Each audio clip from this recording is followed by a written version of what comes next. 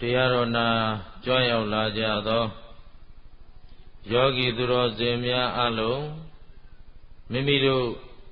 ခန္ဓာကိုယ်အရိယာပုဂ္ဂလိမြတ်တစွာထိုင်ပြီးတော့အာယုန်တစ်ပါးစိတ်မသွားစီပဲနဲ့တရားတော်ကိုနာယူနိုင်ကြပါပြီ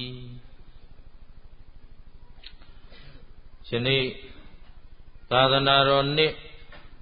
2550ပြည့်နှစ်ကောဇာတက္ကရာ1368ခုနရောလဇန်3ရက်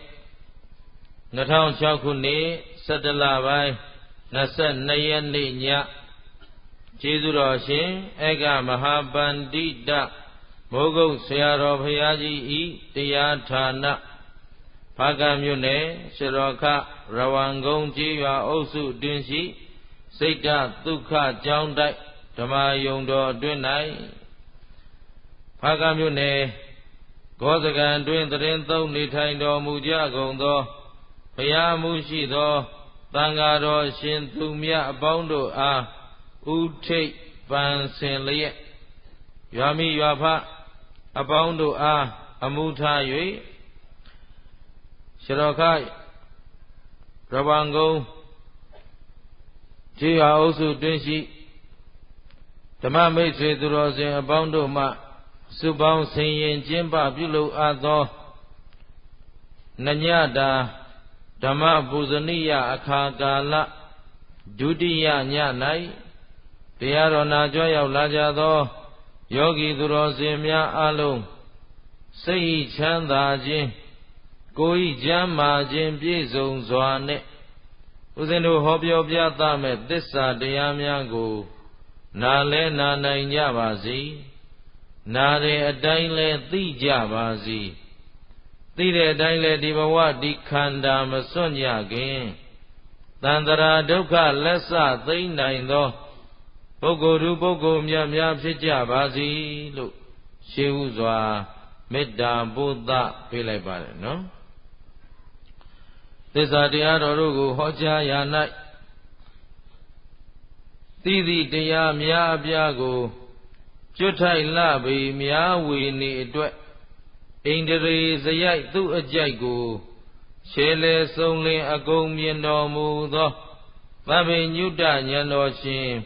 ဗုဒ္ဓံမြတ်စွာဘုရားသခင်ကိုယ်တော်မြတ်ကြီးဤဂုဏ်တော်ကျေးဇူးတော်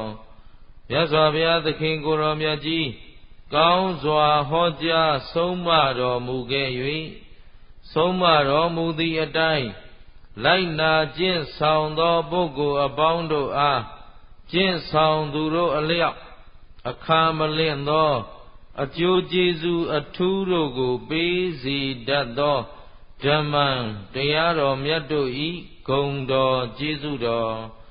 မြတ်စွာဘုရားသခင်ကိုယ်တော်မြတ်ကြီးဤအဆုံးအမဓမ္မဒေသနာတော်တို့အား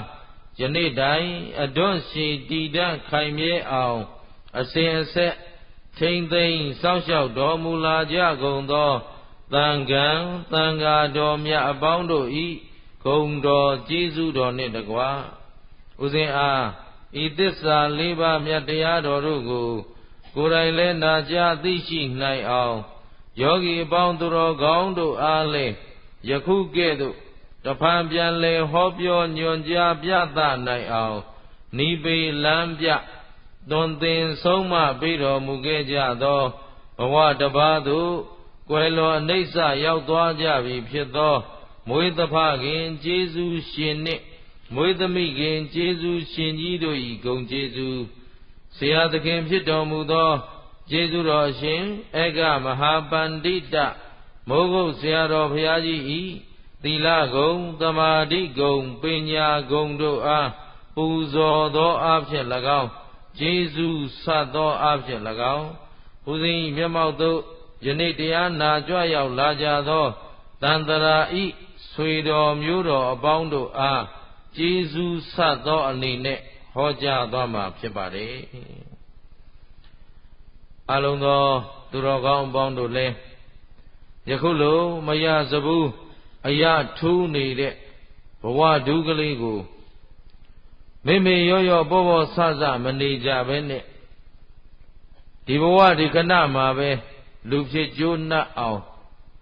ကြိုးစားကြပါလို့ရှေးဥစွာလေးစားစွာနဲ့တိုက်တွန်းပါတယ်နော်ဘာဖြစ်အောင်ကြိုးစားရမလဲလူဖြစ်ကျိုးနှက်အောင်မလေးမိမ့်မြနေကြသလားနော်သူတို့အမေးဖြစ်မလို့ရသေးရောမိမ့်သွားပြီတင်တယ်ဦးဇင်းကဘာဖြစ်ကျိုးနှက်စေချင်တာလဲကုသတော်တို့ဘာဘဝရထားလဲဟုတ်ပြီတရားဝေတွေတော်တော်များများမှပြောထားပြီးပါပြီအဲ့တော့လူဘဝရရင်လူဆိုတာဘာခေါ်သလဲငါတို့လူပြီးသားပြီလားလူဖြစ်ကျိုးနှက်ပြီလားဒါတွေဟာမဖြစ်မနေဆန်းစစ်ရမယ်အချက်တည်းအဲ့ဒါလို့လေးလာဆန်းစစ်မှုမရှိဘဲနဲ့ဒီဘဝအများနည်းတူတာယသမီးရေးစီးပွားရေးလုပ်ရင်အချိန်ကုန်ပဲဆိုရင်လူဖြစ်ကျိုးနှက်နိုင်ပါမလားအေးလူတွေကလူသားသမီးအတွက်ရှာသလိုခွေးတွေကလည်းခွေးသားသမီးအတွက်ရှာနေတာပဲဟုတ်ကလားလူတွေကလည်းသူ့သားသမီးလေးတွေထိရင်မခံနိုင်သလိုခွေးမကြီးရအောင်ဘေးအဲ့ဒါမှတ်ထားပေါ့နော်အဲ့တော့တို့လူပိသဖို့မလိုဘူးလားမနေ့ကပြောခဲ့ပြီလူပိသအောင်ဘာတွေလုပ်ရမလဲဒါနသီလဘာဝနာလူဆိုတာကိုချင်းစာစိတ်ရှိရကရုဏာတရားရှိရအဲ့ဒီနောက်ပါလေစင်ကြင်တုံတရားရှိရအဲ့ဒီအခြေခံတွေပေါ်မှာမူတည်ပြီးတော့ကိုလူပိသအောင်ဘာလုပ်မလဲကြိုးစားရမယ်ရှင်းတယ်နော်လူဖြစ်ကျိုးနှက်ဖို့ကြတော့ဦးဇင်းတို့သူတော်ကောင်းတို့ကတာမင်ညပုဂ္ဂိုလ်တွေလားဗုဒ္ဓဘာသာဝင်နေလားဗုဒ္ဓဘာသာဝင်ဆိုရင်ဗုဒ္ဓဘုရားဆိုတာကဘာတရားတွေဟောတာသစ္စာတရား natural phenomenon လို့ခေါ်တယ်သဘာဝအမှန်တရားဟုတ်ပြီနော်ဗါတဲ့ခုလည်းသူတော်ကောင်းတို့သဘာဝတရားကြီးတဲ့မှာပဲမနေရဘူးလားတယောက်တည်းနေလို့ရမလား you must never be lonely if nature is with you ဆိုတာရှိတယ်သဘာဝတရားကြီးဟာသင်နဲ့အတူတူရှိနေသေးသေးမင်းတယောက်တည်းနေခြင်းလို့မရဘူးတဲ့ဟမ်တယောက်တည်းနေလို့မရဘူးဆိုရင်အားလုံးနဲ့သဟဇာတဖြစ်အောင်နေနိုင်ရမယ်အဲ့ဒါလို့နေဖို့အတွက်မနေ့ကဗာတရားဟောခဲ့တယ်ချမ်းသာရေးဗာလဲချမ်းသာရေးအားလုံးနဲ့သဟဇာတဖြစ်အောင်နေနိုင်မှဘာဖြစ်မလဲချမ်းသာမှဟိုလူလည်းမကျေနပ်ဒီလူလည်းမကျေနပ်ဟိုလူနဲ့လည်းမတည့်ဒီလူနဲ့လည်းမတည့်ဟိုလူလည်းမကြည်ဒီလူလည်းမကြည်ဆိုရင်ချမ်းသာနေလို့မရဘူးအဲ့တော့မနေ့ကအားလုံးချမ်းသာရှာနေရနဲ့ဆင်းရဲနေတာဘာကြောင့်ပါလဲဘယ်သူနဲ့ဘယ်သူကဲဒါဖြင့်ဒီနေ့ဦးဇင်းကဆက်မေးမယ်အားလုံးမနာလူရဲလားလို့မေးမယ်မနာလူတဲ့စိတ်ခင်ဗျားတို့ဖြစ်ရဲလားဟမ်ဝန်တူရဲလားမေးပြီဒီနေ့အဲ့တရားဟောမှာပဲဟမ်မနာလူဖြစ်ရဲလားသို့တော့မဖြစ်ဖဲနေကြသလား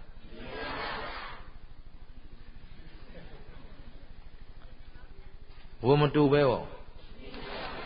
ကိုဟာလေးမရှုမဖွက်ပဲဒီလောက်ရှားပါနေတဲ့မြို့ကြီးမှာဗျာနောက်ဆုံးတကားလေးဆို900 400စဘာလို့တော့ဖွက်စားသဘောပါလားလူများရှိကွန်းတုံမဖြီနဲ့တောင်ပြောတာဟိုလေအေယာမအလူရှင်ကြီးတွေကလေအဲ့ဒါဘာလို့တော့ဝန်တူတာဘာလို့တယ်လဲဟုတ်ရှားပါနေတယ်ဆိုဟိုလမ်းပါဆက်သွယ်ရေးလေးများဘယ်နာတရားကျိုးလို့လဲဆိုဟာသိဟာဟိုကျက်သွန်လည်းမချိနဲ့ခရမ်းညင်သီးလည်းမချိနဲ့ဟမ်ဘာလို့တာဝန်တူတာသဘောပါရဲ့လားအဲ့တော့ဝန်တူရဲလားဒါပေမဲ့မတူပဲလဲသိလို့လားမသိလို့လားဘာမသိတာသိရနဲ့မိုက်တာလေဟမ်ဟုတ်လားဘာဖြစ်လဲသိရနဲ့မိုက်တာကဲဒါဖြင့်မသိလို့မိုက်တဲ့လူနဲ့သိရနဲ့မိုက်နေတဲ့လူဘယ်သူကပို့ဆိုးလဲ အဲ့ဒါလူမိုက်ထက်ကိုလူမိုက်ထက်ကိုဘာဖြစ်သေးတော့မိုက်သေးတယ်လူမိုက် square ဖြစ်သွားမှာပေါ့နော်နှစ်ထပ်ကွမ်းမိုက်တာဘာဖြစ်လဲနှစ်ထပ်ကွမ်းမိုက်တာအဲ့တော့ဒီရရှိဆက်မိုက်ကြမလားလိမ်မာတော့မလားဘယ်သူအတွက်ပြောနေတာလဲဒီနေ့အဲ့ဒါဥပမာဝတ္ထုလေးနဲ့ဦးဇင်းတို့သွားမယ်နော်မိုက်ရဲလားလို့တော့မမေးပါဘူးဝန်တူရဲလားလို့ပဲမေးမှာပါနော်ဘာလဲဝန်တူရဲလားဆိုတော့ဝန်တူခြင်းကြောင့်ဖြစ်တဲ့အကြောင်းအကျိုးကိုနားလည်သွားရင်ဝန်တူတဲ့စိတ်တွေရှိပါအောင်မလားအဲ့တော့တန်တရားတစ်ခွင်မှာငါတို့မနာလိုတဲ့စိတ်ဝန်တူတဲ့စိတ်တွေဖြစ်ခဲ့ကြတာဟာသိခဲ့လို့လားမသိခဲ့လို့လားမသိတာကရန်ဝန်တူနေတာကအဲ့ဒါပဲပရိစ္ဆေသမုပ္ပါနားလဲတယ်ဆိုတာအဲ့ဒါလိုနားလဲရမှာတချို့ကမသိတာကအဝိဇ္ဇာသင်္ခါရဆိုတာပုံညာပြီးသင်္ခါရအပုံညာပြီးသင်္ခါရစာအုပ်ထဲရှိတဲ့အတိုင်းတော့သိတယ်ကိုယ်ဖြစ်စဉ်နဲ့မကိုက်ရင်ဒါတကယ်သိတယ်ဆိုလို့မရဘူး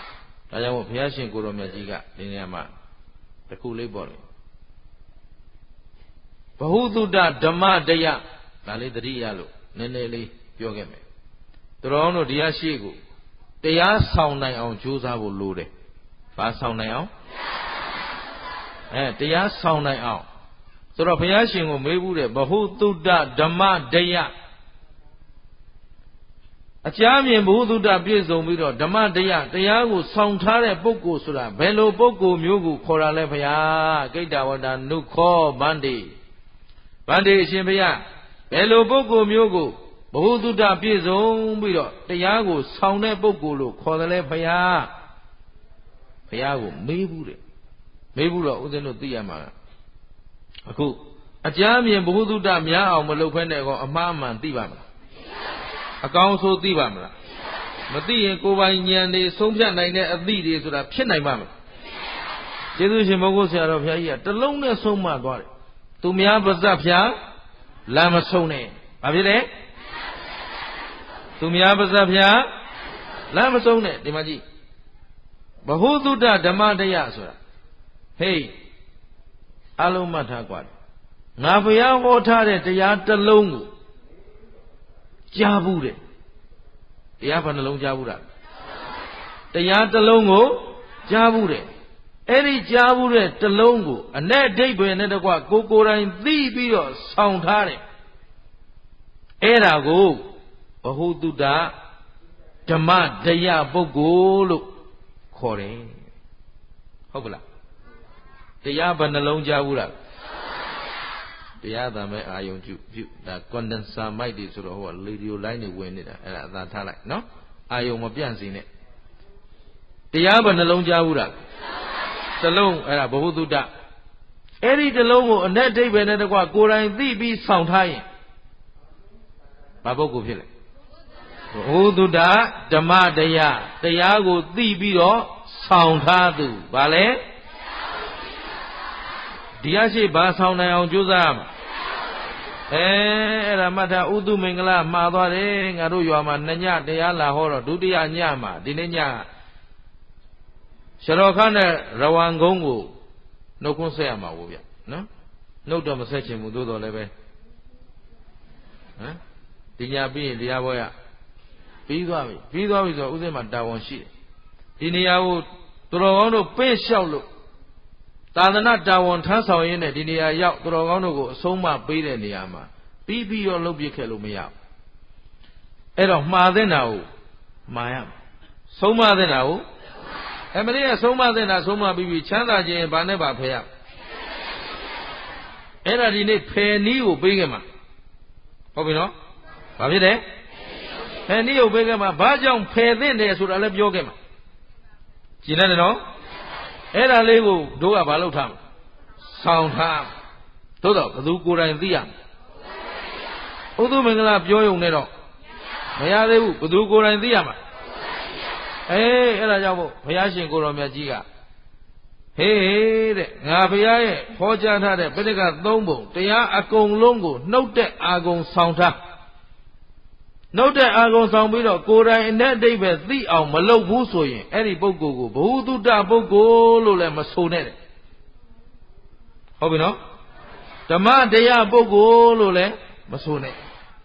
ကိုယ်တိုင်သိမှသဘောပါတယ်နော်ဘယ်သူကိုယ်တိုင်သိရမှာလို့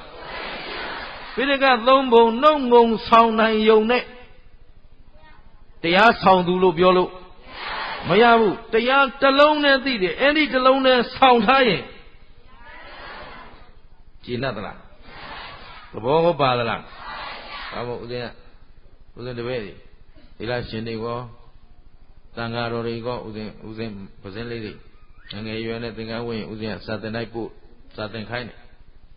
တနေ့လာဘုန်းကြီးစာမွဲကြတယ်အေးကြပါစေကြကြတယ်လို့ကြနော်သို့တော့စာတတ်အောင်သင်ခဲ့ပါလေစာမွဲအောင်တာမအောင်တာနဲ့စာတတ်တာမတတ်တာမဆိုင်ဘူးကွာ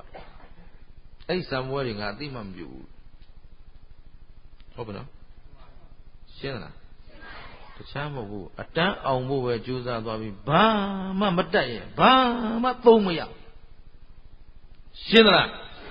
အဲ့ဒါဥစဉ်ကိုအိမ်တော်ရာမှာတရားဟောတော့ဟိုးစာသင်တိုက်ကြီးကမိုးကောင်းစာသင်တိုက်ကြီးကဆရာတော်တစ်ပါးကလာပြီးတော့မှတတိပေးလို့ငါရှင်တရားဟောမယ်ဆိုရင်ဒါလေးထည့်ပြောစမ်းပါတဲ့ငါတို့မှားခဲ့လို့တဲ့ဆုံးခံသွားတိုင်းမှာကိုတော့အကြီးတန်းအောင်မလားဓမ္မစရိယအောင်မလား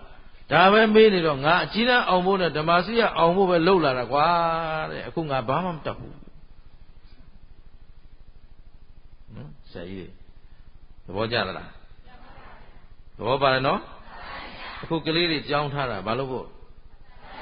တတ်ဖို့တန်းလေးကြီးစွတ်မေးမနေနဲ့တတ်အောင်သင်ပေးသဘောပါသလားကကြီးဝိုင်းအောင်မရေးတတ်ဘဲနဲ့တက္ကသိုလ်ရောက်သွားတော့သူ့စာဘယ်သူမှမဖတ်တတ်ဘူးဖြစ်သွားတာပေါ့ကျေနပ်သလားအဲ့တော့ကိုလုံရတဲ့ဘဝကိုအလုတ်ကိုသိဖို့လိုတယ်ကျေနပ်တယ်နော်ကောင်းပြီအဲ့တော့တရားကိုဆောင်ထားနိုင်ဖို့ဆိုတာတရားအကြောင်းကိုဘာလို့သိရမှာဘာအကြောင်းသိရမလဲဒီနေ့ဝန်တိုခြင်းရဲ့အပြစ်ကိုဦးဇင်းတို့ဒီမှာဓမ္မပဒပါဠိတော်ကြီးမှာလာတဲ့အာနန္ဒာတထေးကြီးနဲ့ကြည့်အောင်တထေးကြီးဘယ်လိုလဲအာနန္ဒာအဲ့တော့တကယ်တော့ယောက်ျားဆိုရင်အာနန္ဒလို့ခေါ်မှာပေါ့လေသို့တော့မြန်မာတွေကတော့အာနန္ဒာပဲအသုံးများနေတယ်အိဋ္ဌိလိန်နဲ့ပုံးလိန်မှားနေတယ်သို့တော်လည်းမှားကြမှားပါစေတို့သိတာလောက်ကြစို့အာနန္ဒာတထေးကြီးဘယ်လိုလဲအာနန္ဒာတထေးကြီးဂရေ40ချမ်းသာတယ်ဘယ်လောက်လဲဂရေ40ချမ်းသာတဲ့တထေးကြီးကသူ့ဘဝတစ်လျှောက်လုံးဘယ်အလူအတန်းမှမလုပ်ဘူးဘာတစ်ခုမှမလူဘူးသူစည်းစိမ်အမှန်သမျှကိုအားလုံးတူဝက်ထားသူ့မှာသားတစ်ယောက်ရှိတယ်သားဘယ်နှယောက်ရှိလဲသူသားလုပ်တဲ့ပုဂ္ဂိုလ်ကိုနော်ဒီသားကိုတလကို2ကြိမ်တဲ့တခါတလေတလကို4ကြိမ်ခေါ်ပြီးတော့ဆွေမျိုးတွေရောဒီသားကိုခေါ်ဆွေမျိုးတွေအားလုံးစုပြီးတော့သူကဩဝါဒပေးတယ်တထေးကြီးကသူကျွေးမွေးထားတဲ့ပုဂ္ဂိုလ်တွေပြောရအောင်လည်းသူကဘယ်သူမှမပေးဘူးဆိုတော့ကျွေးထားတယ်လို့ပြောလို့မရဘူးအမျိုးတွေခေါ်တာပေါ့နော်ဘာတွေခေါ်တော့အမျိုးတွေခေါ်တယ်သားကိုခေါ်တယ်ဆုံးမတယ်မင်းမအခုပစ္စည်းဂရေဘယ်လောက်ရှိတော့40ငါသားအဖေမှဂရေ40ရှိတယ်အဲ့ဒီပစ္စည်းကငါသိရင်မင်းရမှာဟော तू သိသွားမယ်ဆိုတာလည်း तू သိတယ်သိရင်ဒီပစ္စည်းတွေ तू ယူမသွားနိုင်ဘူးဆိုတာလည်းသိတယ်သို့တော့ဘယ်သူအတွက်တုံးဆိုတော့သူသားအတွက်ဟုတ်ပြီနော်အဲ့ဒီဂရေ40ဟာများလာပြီလို့မထင်နဲ့တဲ့တိုးပွားအောင်ရှာတဲ့ဘာလို့အောင်မလဲလက်ရှိပစ္စည်းကိုတပြားမှမလျော့စေနဲ့ဘယ်သူမှမပေးနဲ့ဒါလက်ရှိပစ္စည်းကိုမလျော့စေနဲ့ဘယ်သူကိုမှလည်းမပေးနဲ့စုပါများရင်တောင်ဖို့ဖြစ်လာသလိုခြားကလေးတွေဟာစုပြီးပုံမှန်များတော့ဘာဖြစ်လာတောင်ဖို့ကြီးဖြစ်လာတယ်ပြားကလေးတွေလည်းတခါတည်းပန်းဝတ်ရည်လေးတွေစုပ်ပြီးစုပါများတော့ပြားလဖို့ကြီးဖြစ်လာအဲ့ဒါလိုပဲစုဆောင်းပါသိသိပါဒီဥစ္စာကိုတိုးပွားအောင်ရှာပါဘယ်သူကိုမှဒီထက်က မပေးကမ်းနဲ့မစွန့်ကျဲနဲ့ငါသာမှားထားခဲ့ဒါဖြင့်သူကိုယ်တိုင်လည်းမလူဘူးသူများလူမာကိုလည်းပိတ်ပင်တားမြစ်တဲ့စိတ်တွေမလားဟုတ်လားဒါဖြင့်သူရှိတဲ့ပစ္စည်းတွေအားလုံးကိုမလုပ်နဲ့သိမ်းထားတယ်ဝန်တိုးတယ်ဘာဖြစ်လဲမစ္စရိယစိတ်တွေမရှိဘူးလားငါစည်းစိမ်ဥစ္စာကိုဘသူအတွက်မှဘာအတွက်မှမပေးနိုင်ဘူးကြည်လိုက်တယ်နော်လောကမှာဒီလိုလူမျိုးတွေလည်းမရှိဘူးလားရှိတယ်ဦးဇင်းတို့ငယ်တုန်းကတယောက်တွေ့ဘူးတဲ့အဲ့တော့အလုပ်တူတူလုပ်ကြရင်စီးပွားရေးအတူတူလုပ်ကြတယ်ဆိုတော့ရှယ်ယာတွေပေါ့လေအဲ့တော့လက်ဖေးတောက်တော့သူကလက်ဖေးမတောက်ဘူးဆေးလေးတောက်တော့သူကဆေးလေးမတောက်ဘူးအဲ့တော့လက်ဖေးဆိုင်ဆေးလေးဆိုင်ထိုင်တဲ့အခါလက်ဖေးတောက်ဆေးလေးတောက်ရင်သူကလက်ဖေးတစ်ခွက်ဖို့နဲ့ဆေးလေးဖို့သူ့အတွက်ပြန်ပေးရတယ်အဲ့ထက်သူဝေစုအနာမခံနိုင်ဘူးလေဟုတ်ပြီနော်ငါမစားရသူများစားရပါစေဒီလိုရှိသလားမရှိဘူးငါမကြိုက်တဲ့လို့သူများကြိုက်လို့လုပ်နေတာကဲလုပ်ကြပါစေဒီလိုရှိသလားမရှိဘူးသူဝေစုကိုနည်းနည်းမှအနာမခံဘူးသူစည်းစိမ်ဥစ္စာကိုနည်းနည်းမှအပွန်းပဲမခံဘူးခုလဲအာနန္ဒာကတထေးကြီးအာနန္ဒာကမှားထားတယ်လက်ရှိဂရေ40တဲ့ကတပြားမှမပွန်းစေမပဲ့စေနဲ့တဲ့ဘသူကိုမှမပေးနဲ့ဟုတ်ပြီနော်စည်းစိမ်ဥစ္စာကိုတိုးပွားတဲ့တိုးပွားအောင်ရှာကြည်တတ်သလားဟဲ့ဘသူရဲ့ဩဝါဒလဲအာနန္ဒာရဲ့ဩဝါဒတထေးကြီးအာနန္ဒာနော်ဘုရားရှင်ရဲ့ညီတော်အာနန္ဒာနဲ့တော့မမားနဲ့ဟုတ်ကလားဟဲ့ဒါတာဝတိမျိုးကတထေးကြီးအာနန္ဒာအဲ့ဒီလိုဩဝါဒချွေးနေတဲ့တထေးကြီးကတရက်ကြတော့သေရောပေါ့ဗျာအချိန်တန်တော့မဖြစ်တော့သေမှာခင်ဗျားတို့ကျတို့လဲသေပါနော်အဲ့တော့ဘယ်နေ့သေမှာလဲဘယ်ချိန်တော့ဒါပေမဲ့စိတ်ချလက်ချနေလို့စဉ်းစားနော်ဦးဇင်းကျောင်းကိုလာဘူးတဲ့ဒကာကြီးတယောက်နည်းနည်းမျက်ရည်တောင်ဝိုင်းနေတယ်ဘုန်းကြီးဖေဟာတပည့်တော်တို့နောက်ဆိုရင်ဘုန်းကြီးတွေ့ရတော့မှမဟုတ်ဘူးတဲ့ရောခင်ဗျာဘာဖြစ်လာတော့ဆရာဝန်ပြောလိုက်တယ်တပည့်တော်ကင်ဆာတဲ့ဟာကင်ဆာဆိုတော့ဘာဖြစ်တော့ဘုန်းကြီးအများဆုံး6လပဲခံတော့မှာလေအမေခင်ဗျာအာမခံရှိတယ်ဗျာ6လကျုပ်တို့ကအာမခံမရှိဘူးတော်လာပါလားဆရာဝန်ကဘယ်နှလားလဲသူက limit နဲ့အတိအကျရှိတယ်ခင်ဗျာတော်တယ်လို့ပြောတောင်ပြောအောင်မှဒီ6လအတွင်းဘာလုပ်မလဲရှင်းသလားဆရာတို့ကျုပ်တို့ကဘယ်သူအာမခံတော့အာမခံနိုင်သလားနေမြင်မြတ်ပြောင်းအချိန်မရွေးသိနိုင်တယ်နော်ဒါမို့ကျေးဇူးရှင်ဘုရားဆရာတော်ဘုရားကြီးကအသေးမဥခင်ညာဥရမယ်ဆိုတာခမည်းတော်ကျွတ်တို့ကယ်မဲ့ယူမဲ့တရားကညာပဲရှိတယ်သူများညာလားကိုညာလားဘုရားရှင်ရဲ့သဗ္ဗညုတညာဟာကျွတ်တို့ကိုကယ်နိုင်သလားကယ်နိုင်သဗ္ဗညုတညာဆိုတာ तू သိတာ तू သိသလောက်ကျွတ်တို့သိနိုင်သလားရှင်သာရိပုတ္တရာတော်မသိနိုင်ဘူးကြည်ရသလားဒါဖြင့်တပည့်တော်တို့ဘာလုပ်ရမလဲတို့သိတဲ့လောက်တော့အရှိနဲ့အသိနဲ့ကြိုက်ရဘာလဲရှိနဲ့အသိနဲ့ဆိုတော့တို့တော်တော်ပြောထားပါပြီကိုယ်ခန္ဓာကိုပိုင်သလားမြဲသလားကိုချမ်းသာဆင်းရဲကိုသူများကပြုပြင်လို့ရသလားကိုယ့်ဟာကိုပြုပြင်လို့အောင်ရောက်အကြောင်းနဲ့အကြောင်းကောင်းမှအကြောင်းမကောင်းရင်အကြောင်းစင်ကြယ်ရင်ကဲဒါဖြင့်ချမ်းသာခြင်းရင်ဘာလို့ချမ်းသာကြောင်းလို့ရမှာပေါ့နည်းနည်းလေးညံလေးလွှတ်သုံးလိုက်ချမ်းသာခြင်းရင်ဆင်းရဲကြောင်းလှုပ်ထားရင်ဆင်းရဲကျိုးပဲရဟုတ်ပြီနော်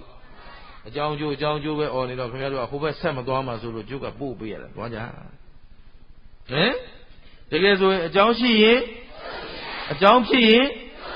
အကြောင်းကောင်းရင်သိကြတယ်နော်ဒါဖြင့်တို့ကအကောင်းလိုချင်ရင်အကြောင်းကောင်းအောင်လုပ်ရဘာလို့ရမလဲတို့ဗုဒ္ဓဘာသာမြန်မာလူမျိုးတွေလက်ဆွဲထားတဲ့ကိစ္စလေးတစ်ခုရှိတယ်အမြဲတမ်းလက်ကင်ထားတယ် ဖြစ်သမျှအကြောင်းဖြစ်သမျှအကြောင်းကောင်းကြီးပဲဆိုသူများအနိုင်ကျင့်လဲခံနေတာပဲဟင်မဟုတ်တာလှုပ်သွားလဲခံနေတာပဲဒီလိုလားဟုတ်ဘူးအဲ့ဒါအညွန့်တုံးဝါဒပြင်လိုက်2006မှာဟုတ်ပြီနော်ခု2006လဲကုန်တော့မယ်ကုန်ကန်ဒီမှာခင်ဗျားတို့နဲ့တွေ့တာမတတ်နိုင်ဘူးဦးဇင်း2006မှာစပြင်ပေးထားတယ်ဖြစ်သမျှအကြောင်းမကောင်းကောင်းအောင်လုပ်ပါလေဖြစ်သမျှအကြောင်းကိုပြင်းမနေကြနဲ့ဖြင်းမနေကြနဲ့သဘောပါတယ်နော်ဘုရားဘာသာတွေနောက်တန်းရောက်နေပြီဘယ်ရောက်နေတော့နောက်တန်းဆိုမြုပ်ကိုမြုပ်တော့မှသိမကြတော့ဘူးအဲ့တော့ဒီတိုင်းနေမှလားကြိုးစားကြမလားသဘောပါသလားဒီနေ့သာသနာဟာဘသူတွေလက်ထဲမှာလဲဘသူတွေလက်ထဲမှာလဲသိကြရဲ့လားဘုန်းကြီးတွေတင်တာဝန်ရှိတာလားဟုတ်ပါဘူးဆရာတကာအပေးယူမြမှသာသနာကျင့်တတ်ကြလားဟဲ့သဘောပါသလားဒါဖြင့်တို့လည်းသိဖို့လိုအပ်မလိုအပ်ဘုရားရှင်ရဲ့အဆုံးအမတစ်လုံးဆိုတစ်လုံးတန်ဖို့မရှိဘူးလားဒီနေ့ဦးဇင်းတို့ဘာကမြို့နယ်တဲ့လာပြီးတော့မှဒီမှာခက်ခဲ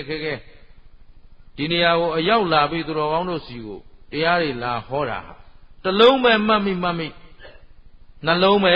မှတ်မိတန်ဖို့ရှိမရှိကျင်းတယ်နော်ဦးဇင်းတို့တရားဟောဖို့ရက်တည်အောက်မှာစီစဉ်ဇရာဆွဲတော့ဒီဖားကမြို့နယ်တလပေးလိုက်စီစဉ်ခင်ဗျားတို့ကြိုက်တယ်လို့တော့ဒီမှာစာမွေးတွေနဲ့တိုက်ဆိုင်နေလို့ဆရာတော်တွေက10ရက်ပဲခွင့်ပြုတယ်အဲ့ဒါဦးဇင်းတရက်စောရောက်လို့17ရက်ရအဲ့ဒီ17ရက်အတွင်းမှာခုမြို့ထဲမှာဦးဇင်းတို့လဲသွားကြည့်တော့အမြန်ဆုံးတရားတော်ပြန်ပွားတဲ့နီးကိုဆောင်ကျင်းလာတော့မြို့ထဲမှာဘယ်နာသွားအဲ့ဒီကိုတော်တပတ်ထထဩနေနော်အဲ့နားထောင်ကြည့်ဒီလောက်ဆိုရင်မဆိုးသေးဘူးသူတို့တစ်လုံးပဲမှတ်မိနှလုံးပဲမှတ်မိတန်ဖို့ရှိမရှိကျေးဇူးများမများအေးဒါကြောင့်ဘလောက်ပင်ပန်းဦးဇင်းတို့ပြောပါတယ်နိဒာယတကာကြီးတွေရောဆရာဝန်တွေရောဘုန်းကြီးနားအောင်သိမ့်မလုံနဲ့ကိစ္စမရှိဘူးမလုံလဲသိမှာလုံလဲအဲ့တော့ကောင်းတာလုံရင်သိရတာကရှင်းသလားသိပါစေကိစ္စမရှိဘူးတို့ကတော့ every time everywhere ready for die ဘယ်နေရာသွားဘယ်ချိန်ရောက်သေဖို့ဆင်နေမယ်ရှင်းသလားငါမကောင်းတာဘာတစ်ခုမှမလုပ်ခဲ့ဘူးအားလုံးစိတ်ချလက်ချသိနိုင်တဲ့အင်အားရှိတယ်ဘယ်လိုသေဖို့အစဉ်သင်ဖြစ်ပလားဘာလုပ်မလဲရှင်းသလားအဲ့ဒီမနာလိုဝန်တိုစိတ်နေတဲ့တော့သေရင်ပဲသွားမလို့ကျင်တတ်ကြလားဟဲ့ခုအာနန္ဒာတွေမှာတထေးကြီးကမှားနေတဲ့သူ့သားကိုအမြဲတမ်းမလူဖို့မတန်းဖို့နဲ့တခါလဲစီးပွားဥစ္စာရှာဖွေစုဆောင်းဖို့ဟုတ်ပြီနော်ဂရေ40များပြီမထင်တဲ့မင်းဆက်ရှာအောင်နဲ့ဆိုပြီးပြောပြီးတော့သူဘာဖြစ်တော့သေတယ်သေပြီဆိုတဲ့အချိန်ကျတော့သူဘဝတစ်လျှောက်လုံးကုသိုလ်လုပ်ခဲ့တာလားအကုသိုလ်လုပ်ခဲ့တာဘာစိတ်နဲ့နေရောမစ္စရိယဝန်တိုစိတ်နဲ့နေတယ်ဘာဖြစ်လဲ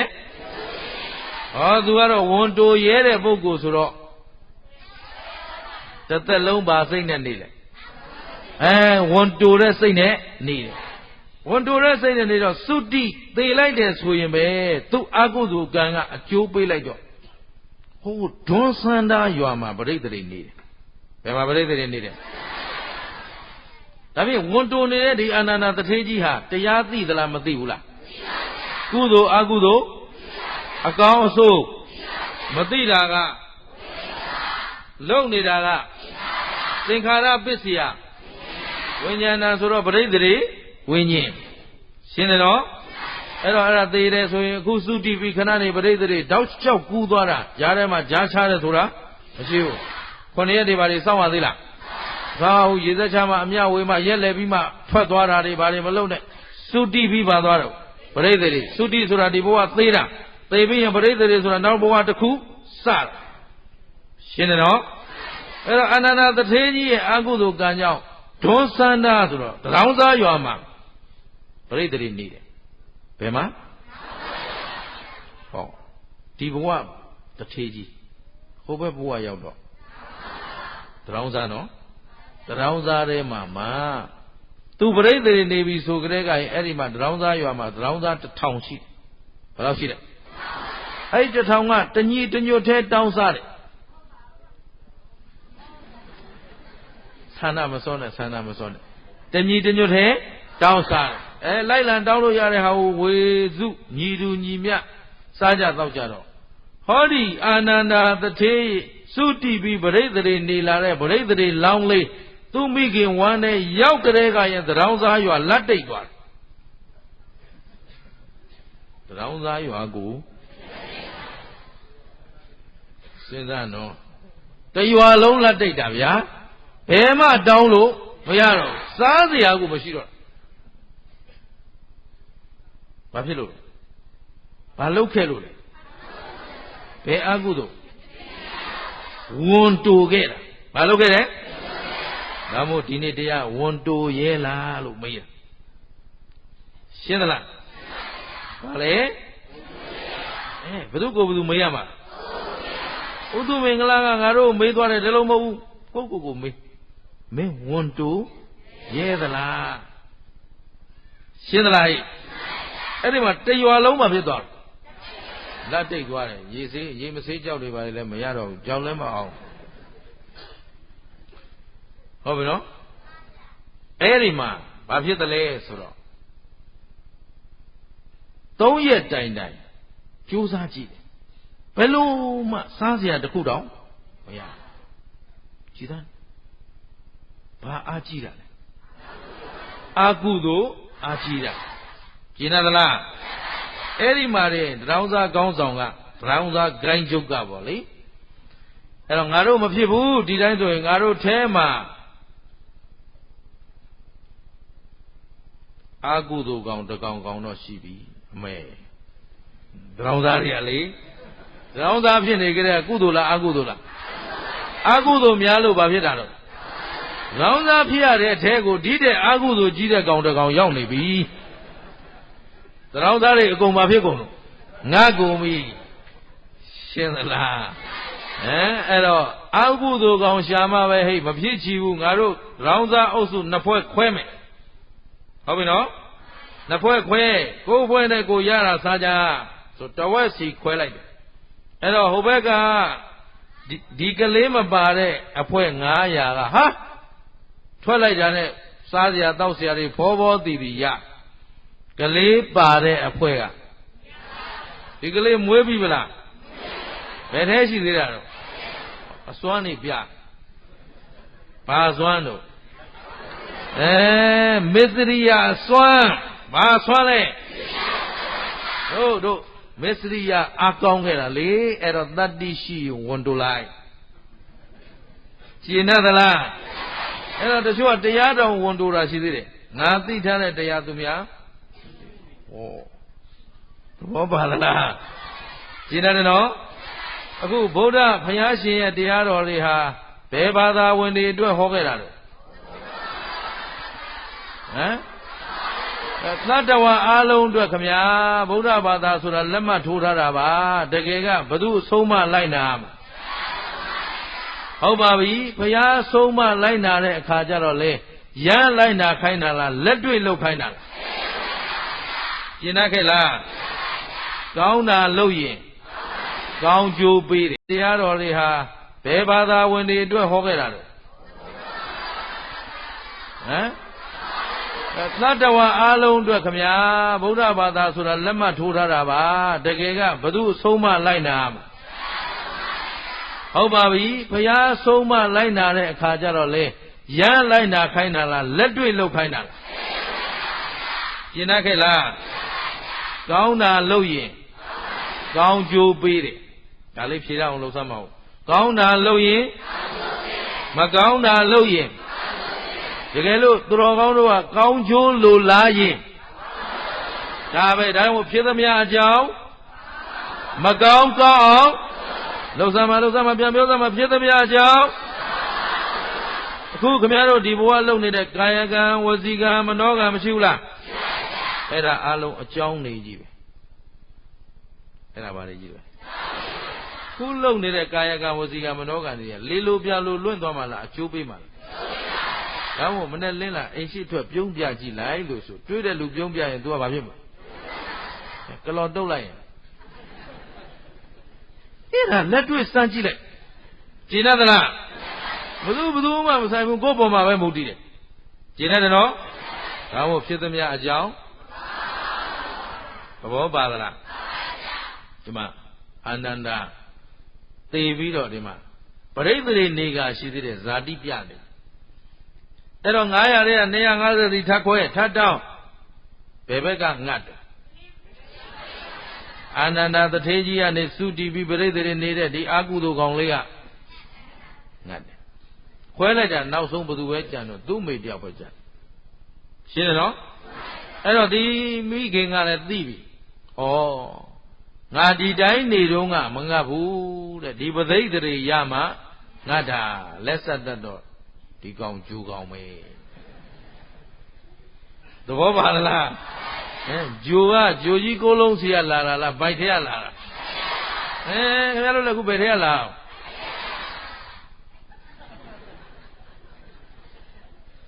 ဂျိုကောင်ပဲသဘောပါလားသူများမကောင်းလို့လားဟိကိုအကြောင်းကိုကသူများလက်ညှိုးမထိုးပါနဲ့ဘုန်းကြီးဗျာဘာတွေကဘလို့ဖြစ်ပြီးတပည့်တော်မကျေနပ်ဘူးမကျေနပ်လဲသေးလိုက်ဘာမကောင်းတာကိုမပြောနဲ့ကိုအကြောင်းမကောင်းတာဘာလဲကိုဆိုရင်အတ္တဒိဋ္ဌိဝင်သွားမယ်ခင်ဗျားတို့ခန္ဓာကိုခင်ဗျားတို့ဘာပိုင်တော့ကိုစိတ်ကိုပိုင်သလားကိုရုပ်ကိုရောဟောဒီရုပ်ကြီးမအိုနဲ့မနာနဲ့မသေးနဲ့လှုပ်သားရှင်းလားကိုစိတ်ကလေးကိုလည်းပိုင်သလားကဲဒါဖြင့်ဒီတိုင်းထားရင်တော့အနေစိုးနဲ့နေရှင်းကြလားဟိအခုဝန်တိုရဲလို့ဝန်တိုသွားတဲ့အာနန္ဒာတထေးကြီးတော့အခုငတ်နေပြီဟုတ်ပြီနော်အဲ့ဒီမှာမွေးဖွားလာတယ်သူ့မိညိုညိုညင်ညင်နဲ့ပဲတခါတည်းမွေးရတယ်ငတ်ငတ်ပြက်ပြက်နဲ့မွေးလာပြီးတော့လေမိခင်ဆိုတာဘယ်လောက်နှိပ်စက်တဲ့သားသမီးဖြစ်ဖြစ်ပြည့်ရသလားတောင်းစိုးပလုံးစိုးတာမဲသားစိုးသမီးစိုးတော့အဲ့တော့သားတွေသမီးတွေကလည်းမိဘကျေးဇူးသိတတ်အောင်ကြိုးစားနော်မိဘဆိုတာသားသမီးတွေအပေါ်မှာအမတန်ကရုဏာမကြည့်ဘူးလားအဲ့တော့ဦးဇင်းတို့နေခဲ့တုန်းကမိဘစိတ်နဲ့ကိုနေခဲ့ပါလေအလုံးပါလေမိခင်ဖခင်တို့ရဲ့သဘောထားအတိုင်းကိုဖြစ်အောင်အကုန်လုပ်ပေးခဲ့တယ်ကိုစိတ်နဲ့ကိုမနေဘူးအဲ့တော့မိဘစိတ်နဲ့ကိုနေရတာနဲ့ကိုစိတ်နဲ့ကိုနေရတာဘယ်ဟာချမ်းသာတယ်ထင်လဲရှင်းသလားသဘောပေါက်သလားအဲ့တော့ဒီမှာကြည့်စမ်းအမတန်ဆိုးဝါးတဲ့ဟောဒီမှာလက်တိတ်နေတဲ့ဒီတတ္တဝါလေးကြောင့်စားရမယ်တောက်ရမယ်ဖြစ်နေတာကိုမိခင်ကပြည့်ရသလားပြည့်ရသို့တော့ဟောဒီကလေးလေးကိုပွေးပြီးတော့လိုက်တောင်းရင်ဘာမှမရဘူးအဲ့တော့ဒီကလေးကိုအသာထားတယောက်တည်းတောင်းရင်ရတယ်အဲ့ဒီကြမှာစားစရာလေးစားသားကိုကျွေးဘယ်ရွယ်ထိကျွေးတော့ဆိုလမ်းသွားနိုင်တဲ့အရွယ်ထိကျွေးသို့တော့ပင်ပန်းမကပင်ပန်းအမတန်ဆင်းရဲမကဆင်းရဲတော့မိခင်လှုပ်တဲ့လူကလည်းကဲငါသားမင်းကငါဒီရွယ်ထိကျွေးမွေးလာခဲ့ပြီတဲ့မင်းခြေတော့ပေါ့မင်းရက်နိုင်ပြီမင်းလိုက်တောင်းလို့လည်းရပြီဒီတော့တို့မျိုးကဒွန်စန္ဒာမျိုးရော့ခွက်တလုံးသွားမင်းလမ်းမင်းလျှောက်တော့ဟုတ်ပလားအဲ့တော့မိခင်ကလည်းသူ့ကိုမလုပ်လိုက်အရွယ်ရောက်တော့စွန့်ပစ်လိုက်မပြစ်လို့လည်းမဖြစ်ဘူးသူမပြစ်ရင်ငတ်ပြီးသေတော့မှာသဘောပါရဲ့နော်အဲ့တော့မိခင်ရဲ့စွန့်ပစ်ခြင်းကိုလည်းခံရတယ်ဘာဖြစ်လို့ခံလိုက်ရလဲဆိုတော့မစ္စရိယအကြောင်းကဆိုးဝဲတာဟုတ်ပြီနော်အဲ့တော့သူများလူမာတမ်းမာကိုလည်းမလုပ်နဲ့တားမြစ်တယ်ကိုယ်တိုင်လည်းမလူဘူးအဲ့ဒါလောက်ဝန်တိုတဲ့ပုဂ္ဂိုလ်ဆိုတော့မွေးလာကြတဲ့ကရင်မျက်စိကလည်းသူ့နေရာနဲ့သူမနေဘူးတဲ့ပါးစပ်ကလည်းသူ့နေရာနဲ့သူမနေဘူးအမတန်အယုတ်ဆိုးတဲ့မြေပုတ်ဘလူးတကောင်လိုပဲတဲ့ဘာတကောင်လို့ဥပတိဝိပတ္တိနဲ့ဖြစ်ရုပ်ဆင်းအင်္ဂါပျက်စီးနေတယ် ဘာဖြစ်လဲလက်ခြေတွေကလည်းနေထားမမှန်မျက်စိနာနာကိုပါးစပ်တွေကလည်းအနေထားမှန်ရုပ်အမတန်ဆိုးဒါပေမဲ့သူနဲ့ဘယ်သူပေါင်းသိမ့်ခြင်းမလဲရှင်းတယ်နော်လူမဲ့လူအပ်တောင်မလူခြင်းတော့အောင်အယုတ်ဆိုအဲ့ဒါဘယ်တရားကြောင့်ရှင်းလားဘယ်နှဘဝတည်းဝန်တိုးတာတဘဝတည်းဟိုဘက်ဘဝအာနန္ဒာတထေးကြီးဆိုကြတဲ့ကရင်သူရှိကဘဝကကံဆိုးခဲ့လားကံကောင်းခဲ့လားကံအကြောင်းကောင်းခဲ့လို့အာနန္ဒာတထေးကြီးဖြစ်တာဟုတ်ပြီနော်အရင်သူမသေးခင်တော့တထေးကြီးမဖြစ်ခဲ့ဘူးလားတထေးကြီးဆိုတာဥစ္စာတဏပေါ်ကျွယ်ဝကြတဲ့ကကုသိုလ်ကောင်းလို့လားမကောင်းလို့လားကုသိုလ်ကောင်းတဲ့ဥပရိလည်းကောင်းတယ်မြို့မှာမျက်နှာဖုံးတထေးကြီးပဲအာနန္ဒာဟုတ်ပြီနော်သို့တော့တစ်သက်လုံးသူပါစိတ်တွေနဲ့နေတယ်မစ္စရိယဝန်တိုတဲ့စိတ်တွေနဲ့ကြီးနေတယ်နေကြတော့အခုစုတေမနေသိပြီးတော့တရောင်းစားရွာမှာဖြစ်ကြတဲ့ကရဲ့သူ့မှာအကျိုးပေးတွေမလာဘူးလားဝန်တိုတဲ့အကျိုးပေးတွေကြောင့်အကျိုးပေးကကောင်းတဲ့အကျိုးပေးလာလားဆိုးတဲ့အကျိုးပေးလာလားဒါဖြင့်အကြောင်းကောင်းခဲ့လို့လားမကောင်းခဲ့လို့လား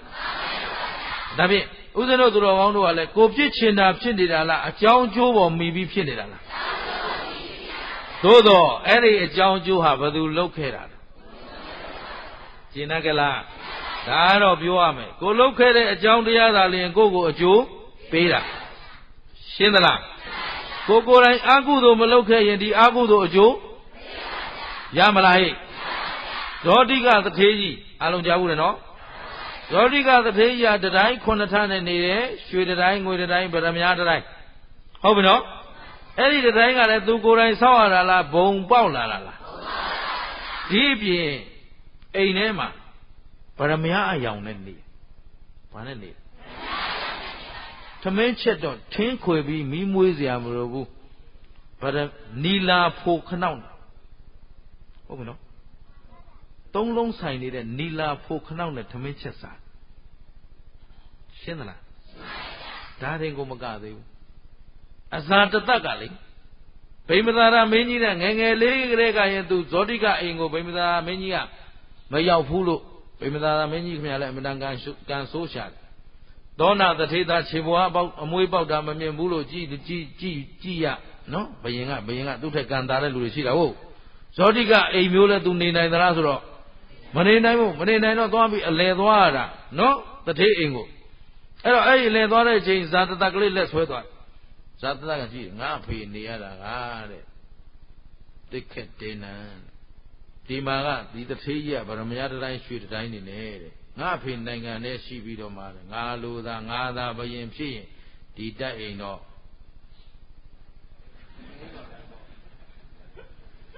မင်းကောင်းမင်းမြတ်ကလေးပေါ့ဗျာနော်သဘောပါလား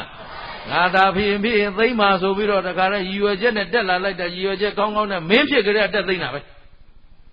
အဲ့တော့ခောပဏိတတ်နဲ့ဇောတိကအိမ်ကိုသိမ့်မလို့လာတာနော်ခောပဏိတတ်နဲ့လာတာသူအင်အားစစ်အင်အားအကုန်ဖွင့်ပြီးတော့မှဇောတိကအိမ်ကိုခြိတက်လာတယ်ဇောတိကအိမ်တတိုင်းကရွှေတတိုင်းကအယောင်နေပြန်တော့လေသူစစ်တပ်ကြီးဟာဟိုဘက်မှာသူနဲ့အင်အားတူတဲ့စစ်တပ်ကြီးတစ်ခုရှိတယ်လို့အထင်ရောက်အဲ့ဒါနဲ့အဲ့ရှေးတုန်းကတော့စင်တပ်ကိုအာကူရအဲ့တော့သူစီးလာတဲ့စင်ကဟိုဘက်ကအရေးထဲကသူ့အရေးကစင်ကိုပြန်ကြောက်ပြီးလှည့်ပြီးတော့စင်တပ်ပြည့်ရင်အကုန်ပြတ်တာရှင်းသလားဇောတိကအိမ်သားတောင်သူကြတော့အကြောင်းကောင်းတော့ဇောတိကလှူခဲ့တုန်းက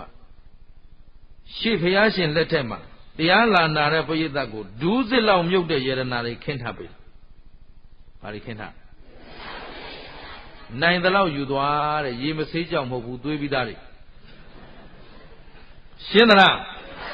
အသားကြောင့်မပါဘူးအရေးကြောင့်ကြီးပဲရှင်းသလားနိုင်တဲ့လောက်ယူသွားတဲ့ဥဒ္ဓမင်္ဂလာလည်းလှုပ်ချင်တာကိုယ်မရှိလို့သိလားသဘောပါလားသူ့မှာဝန်တိုတဲ့စိတ်လုံးလုံးမရှိဘူးရှေ့ဖျားရှေ့မှာတင်ထားတဲ့သူအကောင်းဆုံးယရနာပလဲကြီးတင်ထားတဲ့ပုံနာခိုးတယ်ယူပါစေတဲ့ယူခြင်းလို့ယူသွားတာသူဘာလုပ်ထားတာလဲလှူထားတာသူဘာလုပ်ထားတာတွန့်တိုတဲ့စိတ်နည်းနည်းမှ မရှိခဲ့တဲ့အတွက်အခုသူ့ပစ္စည်းကိုဘယ်သူမှလက်ဖြားနဲ့တိုးလို့ရှင်းနေကြလားဒါနဲ့တွန့်တူတာကောင်းလားမတွန့်တူတာကောင်းပြန်ရင်အိမ်လာခဲ့အောင်မယ်နော်ဘယ်နဲ့တော့ရွာထဲဝင်လဲအောင်မလားဘူးမှဖိတ်မယ်လို့မရှိတော့အေးလာမယ်တရောင်းစားခွက်ပြောက်သဘောပါလားအကြောင်းမကောင်းရင်ကြည်စံသူလက်တောင်းတယ်ဘယ်သူမှပေးမယ်လို့မရှိဘူးဒီလိုနဲ့တဝဲလွယ်သွားရတာဒီတရောင်းစားလေးဘယ်ရောက်သွားတော့ဆိုတော့သူအရင်ဘဝကအိမ်ရှိရောက်သွားတယ်ဘယ်ရောက်သွားအဲ့တော့အရင်ဘဝတုန်းကတထေးကြီးအာနန္ဒာအခုတရောင်းစားလေးအာနန္ဒာပေါ့ဗျာသို့တော့တထေးကြီးအာနန္ဒာကတရောင်းစားဖြစ်သွားတာလားဟမ်ဟုတ်သလားဟုတ်ဘူးတထေးကြီးကသေသွားပြီအခုတရောင်းစားဘယ်သူကြောင့်ဖြစ်တာလဲမစ္စရိယာကအကြောင်းတရောင်းစားဖြစ်နေတာကဒါ foundation ပဲဒီအခြေခံကိုခင်ဗျားတို့နားလည်ပြီးတော့စတဲ့သဘောတရားသိအောင်လုပ်ကြဒါအခြေခံချပေးခဲ့ရှင်းသလားမစ္စရိယာစိတ်ဟာအာနန္ဒာလားအာနန္ဒာဟာမစ္စရိယာစိတ်လားအခုအကျိုးပေးနေတာဘယ်အကျိုးပေးနေတာလဲအာနန္ဒာကသေသွားပြီဒါပြင်အာနန္ဒာကလူဝင်စားဖြစ်တာလားဘယ်လိုကြောင့်ဖြစ်တာအကြောင်းနဲ့ရှင်းသလားဗုဒ္ဓဘာသာဆိုပြီးတော့ဒါနာမလဲပဲနဲ့လူဝင်စားဆိုတဲ့သွားကြည့်ခြင်းကြည့်နေတာဘာမှကြည့်စရာမရှိဘူးအကြောင်းနဲ့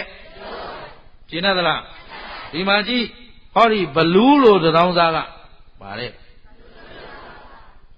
နော်တရောင်းစားဘလူးလေးဘလူးတရောင်းစားလေးဟမ်တရောင်းစားပါလေဘလူးဘယ်လိုခေါ်မလို့ဘလူးတရောင်းစားခေါ်မလားတရောင်းစားဘလူးခေါ်မလားဟောတရောင်းစားဘလူးရတယ်နော်ဘယ်သူလဲသရောင်းစားဘလူးအရင်ဘဝကသူ့အိမ်ရှိကိုရောက်လာသူ့စိတ်ထဲမှာဇာတိတ်တရဉာဏ်ဆိုတာအရင်ဘဝကိုပြန်ပြီးမှတ်မိလာတော့သူ့သားကိုပေးခဲ့တဲ့စည်းစိမ်တွေထဲမှာရွှေအိုးကြီး9လုံးမပါဘူးလေဘာမပါဘူးမြေကြီးထဲမှာမြုပ်ထားတဲ့ရွှေအိုးကြီး9လုံးမပေးရသေးဘူးသူသတိရလာတယ်ဟာငါသားကိုပေးအောင်မပဲရွှေအိုး9လုံးကြံသေးတယ်ကြည်သားဟမ်ဒါဖြင့်ဒီမစ္စရိယစိတ်ဘယ်ကလာမထစ်နေပါနဲ့တရားကြမှာချစ်ချင်းမုန်းခြင်းကလာဘယ်ကလာတော့ကဲဘယ်သူမှမပေးနဲ့ဆိုပြီးခုရွှေအိုးကြီးအားလုံးကြတော့ဘယ်သူပေးခြင်းတော့ဟောဒီသူမစ္စရိယလည်း limit ရှိတယ်နော်သဘောပါသလားမထာအမလေးခင်ဗျားတို့ကကိုသားသမီးကျွေးမင်းနေမလေးတပည့်တော်မြဲကျွေးနေရတာဟုတ်တာပေါ့ကိုသားသမီးကိုကျွေးတာဥစ္စာသဘောပါသလားဒီမှာဆင်းရဲငတ်မွတ်တဲ့လူတွေငါတို့ဘယ်လိုကဲတင်ရမလဲငါရှိတဲ့စီးစိမ်နဲ့အလှဘယ်လိုလုပ်ရမလဲဘယ်လိုလူတွေကိုငါကဲတင်ရမလဲငါထက်နှိမ့်ကြလူတွေအတိတရားနှိမ့်ကြသူမရှိဘူးလားသစ္စာတရားမသိဘူးဆိုကိုယ့်ထက်အတိနှိမ့်ကြတဲ့လူမေတ္တာထားပြီးဆက်ဆံတယ်ဘယ်လိုလုပ်မလဲအဲ့ဒါကိုတရားနာတရားအထုတ်နေတဲ့လူမလေးဖះမရှိတရားမရှိတယ်ဦးစင်းရမပြောချင်ဘူးဖះမရှိတရားမရှိတာဘယ်သူတော့သူကိုယ်တိုင်ပဲတရားမသိလို့အဲ့ဒါလိုမဲ့ရွယ်ပြောနေတာပေါ့ရှင်းသလားကျတော့မျက်စောင်းထိုးတတ်လားထိုးတတ်လားဘောပါနော်ဒါယူသားတာဝန်ကနာသာဓုလို့ရမှာတချို့ကမထိုးတတ်ပါဘူးတဲ့ဒါဖြင့်သူများမျက်စောင်းထိုးတာသိလားဆိုတော့သိတယ်တဲ့သိရင်ဟမ်သိကိုမျက်စောင်းထိုးတတ်လို့သူများမျက်စောင်းထိုးတာသိတာပေါ့သဘောပါသလားသူများအတင်းပြောနေတာသိလားဆိုတော့သိရင်ကိုလည်းတင်းပြောတတ်လို့ဒါဖြင့်ဒီလိုပြမျိုးကိုမှရောကင်းသလားကိုချင်းစာကြည့်ပါရှင်းသလားကိုနဲ့နှိုင်းရင်ရှင်းတတ်ကြလားဘယ်တော့ဖြစ်ခင်ဗျားတို့ဆင်းရဲကြောင်းအစစ်မှာသူများမကောင်းကြောင်းကိုကောင်းကြောင်းကိုအထင်ကြီးရင်ဟာလဲဆင်းရဲခြင်းတစ်ပါးပဲရှင်းသလားရှင်းတတ်ကြလားကောင်းပြီအခုအာနန္ဒာသထေးကြီးဖြစ်လာတဲ့ဗါတဲ့တရောင်းသားဘလူးလေးဘယ်နဲ့တရောင်းသားဘလူးလေးကအမလေးသူ့အိမ်ရှိရောက်တော့ခတ်တီနဲ့ဝင်ချသွားတတိုင်းသုံးတက်ကြော်သွားတယ် အပေါက်ဆောင်ကဂိတ်ဆောင်နေငိုက်နေတယ်မသိလိုက်ငါဒီငိုက်နေမှမသိမှာဟိုဒီတိုင်းကတော့သိမှာသဘောပါသလားသူ့ရင်နဲ့သူဝင်ချသွားတယ်အိမ်ဘဝရောက်တော့သူ့သားကမွေးတယ်သူနဲ့ဘာတော့သူ့မြီးလေးနဲ့သွားတွေ့တယ်မျက်နှာချင်းလိုက်နော်သွားတွေ့တော့ဟိုမြီးလေးအမလေးဘလူးဆိုអော်ရပြီးတော့တက်မတက်ချက်မတက်အိမ်ထဲဝင်ပြီးတော့ငိုပြီးတော့အသေးအံငိုနေတော့ကဲတထေးရဲ့သားငိုပြီဆိုတော့တအိမ်လုံးဘာဖြစ်တော့ဟမ်ပြာရခတ်ကုန်တာပေါ့ဟဲ့ဘာဖြစ်တာတော့ဒီကလေးဘာလို့တလောင်းကိုတော့ဟဲ့ကသားပြောသားဆိုရှေ့မှာဘလူးရှေ့မှာဘာလို့ဘလူးဆိုတော့ဒီကောင်လေးကမတ်တက်ရနေခတ်တီဟမ်မတ်တက်ရနေတော့ဒီကလေးကိုအိမ်ထဲခေါ်ပြီးတော့ထမင်းတွေဘာတွေကျွေးမလားဘာလို့မလို့ကိုချင်းစာကြည့်လိုက်အဲ့တိုင်းလုံးမှာဟမ်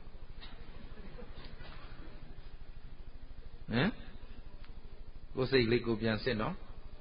ဒီလောက်ဥပရိဆိုးနေတဲ့လူကိုတကယ်အခုတရားသိတဲ့လူတွေဆိုရင်တို့ဘယ်လိုသဘောထားမလဲဟမ်ဘယ်လိုနှလုံးသွင်းမလဲဩတနာစရာလေဥပရိလည်းပျက်စီးနေရှာတယ်စားရအောင်မှမဟုတ်ဘူးရော့ကျွေးရမယ်ကြာနာနာကျင်းသလားခွေးကျွေးတာတောင်ပြီးရောကျွေးတဲ့လူနဲ့တတ်တန့်ရှင်းခွေးဆက်ခွက်ကိုဆေးပြီးတော့ကျွေးတဲ့လူကုသိုလ်ရပုံချင်းကျင်းသလားဘုန်းကြီးဆုံးကတ်တဲ့အခါရော့သွားကတ်လိုက်တော့ဆိုတာနဲ့ကိုရီလက်ရောက်သဟတိကကတ်တန်နဲ့တူသလားအဲ့ဒါသဟတိကရိုးသေးဂါရဝတရားနဲ့ကတ်တဲ့လူမိမိတဲ့နှိမ့်ကြသူကိုတန်တန်ရှင်းနဲ့ကိုယ်တိုင်ကိုကြကျွေးမွေးတဲ့ပုဂ္ဂိုလ်ဟာဖြစ်ရဘဝမှာဩဇာညောင်းတယ်ဟုတ်ပြီနော်အချွေရံပေါ်တယ်ပေါ်သလောက်သူပြောရင်ပြီးတယ်ရှင်းသလားအဂါရဝဒါနလောက်ထားတဲ့လူကမလီငါဘယ်သူမှပြောလို့မရဘူးညီးမလေးနဲ့မင်းအဂါရဝဒါနလောက်ထားလို့ရှင်းသလားသဘောပေါက်တယ်နော်ရှင်းတယ်သူပြုခဲ့တဲ့အကုသိုလ်အတိုင်းရှိလျောက်ပဲမစ္စရိယအားကြီးခဲ့တော့တအိမ်လုံးကသူ့ကိုနှင်ထုတ်ရိုက်နေပြီးတော့နှင်ထုတ်လိုက်တာငါသားអော်ရမလားငါသားငိုအောင်လုပ်ရမလားဆိုပြီးသူ့ဖေသူရိုက်တတိယရိုက်မှာဟုတ်ရတတိယဘယ်သူလို့အရင်ဘဝအာနန္ဒာရဲ့သားသို့တော့ဒီဘဝသူကအဖေဟုတ်သေးရဲ့လားအခုဘာဖြစ်နေလို့တရောင်းစားဘလူးဘာလဲတရောင်းစားဘလူးဖြစ်နေတော့အဖေမသိဘူးရိုက်နဲ့ပြီးတော့တခါတဲ့အိမ်ရှိအမိုက်ပုံမှာပြစ်ထားဘယ်မှာပြစ်ထားအဲ့ဒီအမိုက်ပုံမှာပြစ်ထားတဲ့အချိန်ဘုရားရှင်ကိုရောင်မြတ်ကြီးဆွမ်းခံကြွလာတော့အမိုက်ပုံထဲမှာခွေးလေးလဲနေတဲ့အဲ့ဒီတရောင်းစားဘလူးလေးကိုဘုရားကလှည့်ပြီးတေချာကြည့်တော့အဲ့တော့တေချာကြည့်တော်မူလို့ဆိုတော့ဘုရားရှင်ကိုရောင်မြတ်ဆိုတော့လှည့်ကြည့်တယ်လို့ပြောရတာဒီထဲမှာပြုံးတော်မူတယ်လို့မပါဘူးစာထဲမှာကြည့်တော်မူတယ်ဆိုတော့ဘုရားရှင်တို့မြည်သည်ဆုံးခံကြွရင်4000ခန့်မြရှိကိုစက်ခုံတရေချပြီးကြွကြည့်ဘယ်မှမကြည့်တောင်မြောက်ဘိဗံညာကြည့်သလားဥဒုမင်္ဂလာတို့ဆုံးခံကြွသလိုဟိုလူကတော့လောင်းလောက်တယ်ဒီလူကတော့မလောင်းလောက်ဘူးဒီလိုလာသလားမလာဘူးမလေးမှာအဲ့ဒါလိုမကြည့်ပဲဆုံးခံရင်တပြားမှမရဘူးအဲ့ဒါကြောင့်ဒီလိုလေး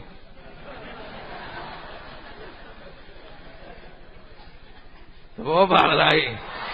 အမေ4000ခန်းလောက်ပဲကြားပြီးတော့ခံမှုပါတယ်ဆုံးခံသွားတော့လောင်းမဲ့အိမ်ကျတော့မသိလိုက်ဘူးကြော်သွားတယ်နောက်ကသင်္ကန်းလိုက်ဆွဲမလောင်းမဲ့အိမ်ရှိကြရက်နေတာကြာကြီးအဲ့ဒါနဲ့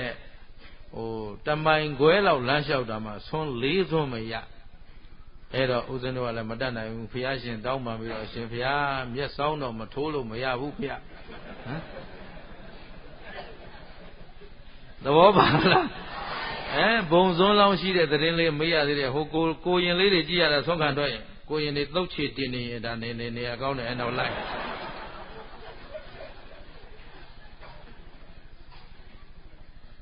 သဘောပါတယ်နော်ဆရာလေးတွေလို့တော့လုပ်လို့မရဘူးဆရာလေးတွေကျတော့မျက်စိလေလေဆံရလေဟောတာကဲဒါနဲ့အကောတွေဘောကုန်တော့မှာနော်ကဲဘုရားရှင်ကိုရောမြတ်ကြီးကြည့်တယ်ဆိုတော့ဒီနေရာဘုရားဂုဏ်တော်လေးပြောခြင်းလို့ဘုရားရှင်ရဲ့ခန္ဓာကိုယ်ဟာဥစဉ်တို့လိုဒီမှာကောင်းနေပါလေလို့လှည့်လို့မရဘူးခန္ဓာကိုယ်ပါလှည့်ရအယိုးတွေကကွင်းဆက်အယိုးကွင်းဆက်ဖြစ်တဲ့အတွက်ဘုရားဥစဉ်တို့လှည့်တယ်လို့လှည့်လို့မရဘူးအဲ့တော့ခန္ဓာကိုယ်ပါလှည့်လိုက်ရတော့လှည့်တာကိုသူ့နောက်ကကပ်ရက်ပါလာတဲ့အရှင်အာနန္ဒာအရှင်မြတ်ကြီးကသိ အရှင်ဘုရားဘယ်လိုအကြောင်းကြောင့်ဒီကလေးကိုကြည့်တော်မူပါသလဲဆိုတော့အေးကွာအကြောင်းရှိတယ်အာနန္ဒာတထေးရဲ့သားကိုခေါ်လိုက်ဆိုတော့သားကြီးကိုခေါ်လိုက်တော့အာနန္ဒာတထေးသားရောက်လာတော့ဘုရားကဟေးမင်းအဲ့ဒီအမိုက်ပုံထဲမှာရှိတဲ့ကလေးကိုသိသလားလို့ဘုရားကမေးတော့တထေးသားကသိပါတယ်တဲ့ခုနကမှအိမ်ထဲကိုသူမသိဘူးလားသိတယ်အိမ်ထဲဝင်လာကျွန်တော်မျိုးရဲ့သားမဟုတ်မှတဲမတချက်မတငိုလို့ရိုက်နဲ့ထုတ်ပြီးကျွန်တော်မျိုးကိုယ်တိုင်ပြစ်ထားတာတဲ့ဆိုတော့အေးအဲ့ဒါမင်းအဖေပဲသူရိုက်ပြစ်ထားတာပါလေသူ့ဖေဆိုတော့ဟာရှင်ကြီးဘောရမအဲ့လိုမဆွဆွဲပါနဲ့မဖြစ်နိုင်ဘူးသူတို့ကပုံသားမျိုးဆိုတော့သေရင်ပဲသွားတယ်ဗြဟ္မပြည်သွားတယ်ဒီလိုအယူရှိတာဟုတ်ပြီနော်အဲ့တော့ပုံသားမျိုးတိုင်းဗြဟ္မပြည်သွားနိုင်မလားမသွားနိုင်ဘူးအကြောင်းကောင်းမှရှင်းသလားဒါမို့လို့ရှင်ဘရင်တိုင်းလဲနတ်ရွာမဆန်နိုင်ဘူး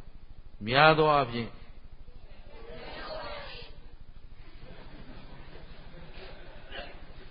ခင်ဗျားတို့ပြောတာနော်ဟမ်သဘောပါလားအေးကျုပ်မပြောဟမ်အဲ့ဒါတေမိမင်းအဲ့ဒါဇတ်ထုတ်ကိုပြန်ကြည့်လိုက်တေမိမင်းသားလေးဟာပခက်တွင်းထဲကနေကြည့်လိုက်တယ်ထီးပြူမြင်ဟာငါရှင်ဘရင်သားဖြစ်ပြန်ပြီစိတ်ညစ်လိုက်တာဘယင်ဖြစ်တော့မှာဘာဖြစ်မှာဆိုလို့ဘယင်ဖြစ်တော့မှာပဲတဲ့ဘာဖြစ်လို့ဆိုတော့ तू ကဘယင်ဖြစ်ပြီးငရဲကြပြီးအခုမှတက်လာတာ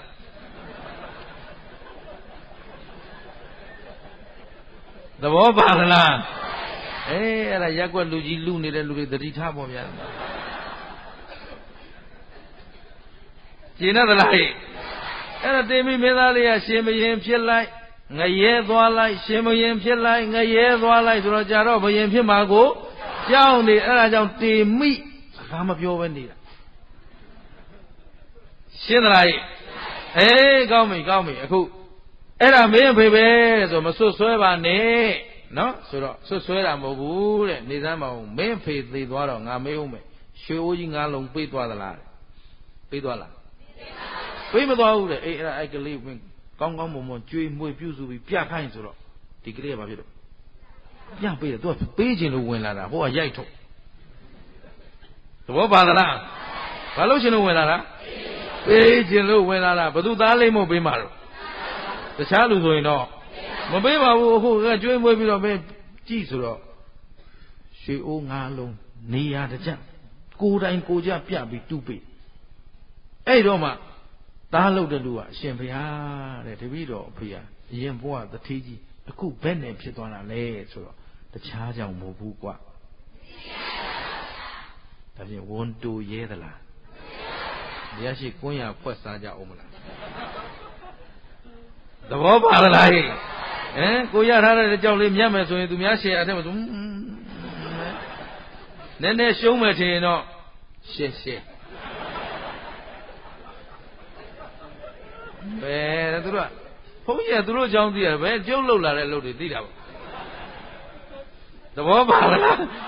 လောကကျုပ်မလှုပ်ဘူးလားဘာမှမရှိဘူးဟယ်လီကော်ပတာတစ်ခုမမောင်းဘူးလားဂျန်နာကုန်လှုပ်ဘူးတဲ့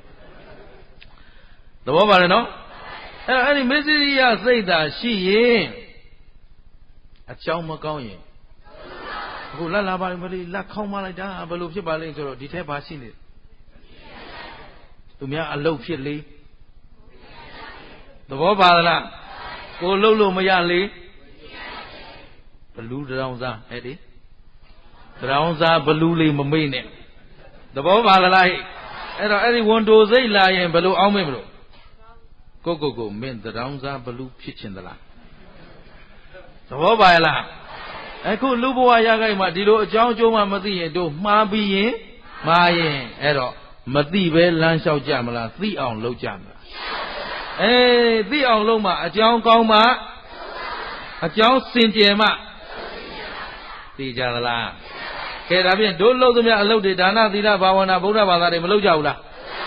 လုပ်ရင်ငါဥစ္စာငါအတွက်လုပ်ကြမလားသာသနာအတွက်လုပ်မလားဟာဟုတ်ပြီအခုတရားနာတာဘာအတွက်တော့